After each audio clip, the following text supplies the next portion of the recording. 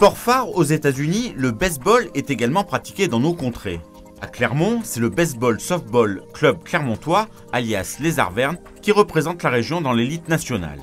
Avec 9 équipes et 200 licenciés, dont 140 en compétition, le club créé en 1992 a trouvé un bon rythme de croisière.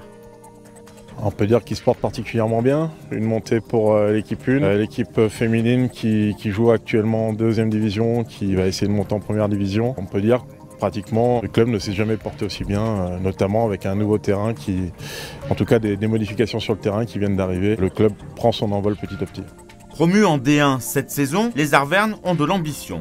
Après 10 matchs joués, dont les 2 derniers à domicile face à Savigny-sur-Orge, ils pointent à une honorable 4e place.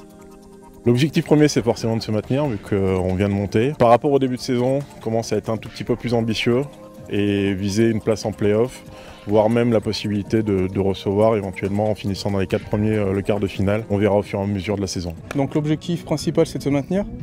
Mais comme j'ai dit plusieurs fois, chaque match, on est là pour le gagner. Donc on va jusqu'au bout des matchs et on verra à la fin de la saison, on fera les comptes à la fin de la saison. Les points forts, c'est avant tout de miser sur des gens du club justement. On est une des équipes qui a le plus de joueurs locaux. 70% de l'effectif est constitué de joueurs locaux, ce qui n'est pas le cas partout ailleurs.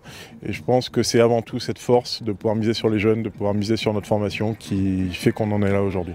De plus, cette année, le club dispose d'installations de premier ordre, inaugurées récemment.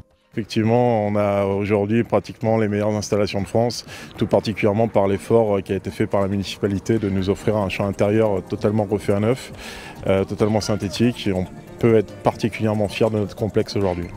Prochain match, le dimanche 1er mai à 14h au CESO, face à Toulouse. Objectif, victoire.